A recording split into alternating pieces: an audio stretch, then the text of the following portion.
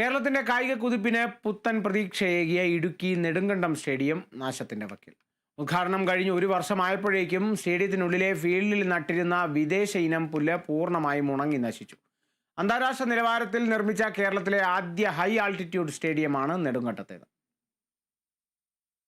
കിഫ്ബിയിൽ നിന്നും 10 കോടിയും സർക്കാർ വിഹിതമായ 3 കോടിയും നെടുങ്കണ്ടം പഞ്ചായത്തിന്റെ 1 കോടി രൂപയും ചെലവഴിച്ചാണ് നെടുങ്കണ്ടത്ത് സ്റ്റേഡിയം പണിതത്. കഴിഞ്ഞ വർഷം ഫെബ്രുവരി 3-ന് ഉദ്ഘാടനം നടന്നു.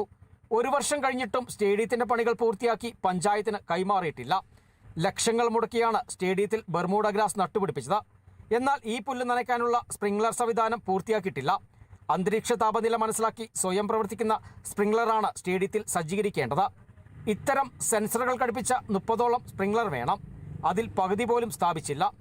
അത് ശരിയായ രീതിയിൽ അതിന് നനയ്ക്കാനുള്ള സംവിധാനം, സ്പ്രിംഗ്ലർ സംവിധാനം പ്രവർത്തനക്ഷമമാക്കാത്തതാണ് പ്രശ്നം.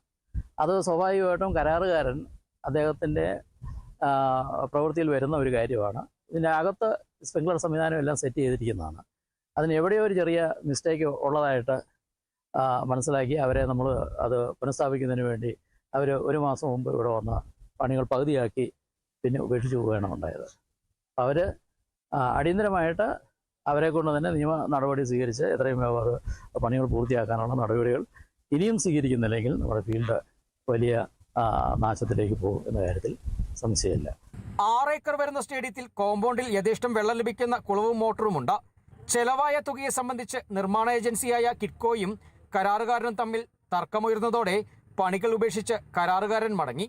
ഓട്ടോമാറ്റിക്കായി സ്പ്രിംഗ്ലർ സംവിധാനം ഈ സ്റ്റേഡിയത്തിൽ ഭൂമിക്കടിയിൽ നിന്ന് ഉയർന്നു വന്ന് ഈ പുൽത്തകടി നനച്ച് പുല്ല് നല്ല മനോഹരമായി നിലനിർത്തുന്നതിനുള്ള എല്ലാ ടെക്നോളജി ഇതിൽ ഉപയോഗിച്ചിട്ടുണ്ട്.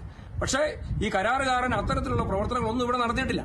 അദ്ദേഹം പണി നിർത്തി, അദ്ദേഹം പോയി. പക്ഷേ കിറ്റ്കോ ചെയ്യേണ്ടിയിരുന്നത് അദ്ദേഹം പണി നിർത്തി പോകുമ്പോൾ അയാൾക്കെതിരെ നിയമ നടപടികൾ സ്വീകരിച്ചുകൊണ്ട് ഇതിന്റെ നിർമ്മാണം വേറൊരു കമ്പനിയെ ഏൽപ്പിച്ചത് പൂർത്തീകരിച്ച് എത്രയും വേഗം ഗ്രാമപഞ്ചായത്തിനെ ഏൽപ്പിക്കുകയാണ് ചെയ്യേണ്ടത്. കാരണം 50 ലക്ഷം രൂപ, 1/2 കോടിയോളം രൂപ അയാളുടെ സെക്യൂരിറ്റി ഡെപ്പോസിറ്റ് ആയിട്ടുള്ള തുക ഇവരുടെ കയ്യിലുണ്ട്.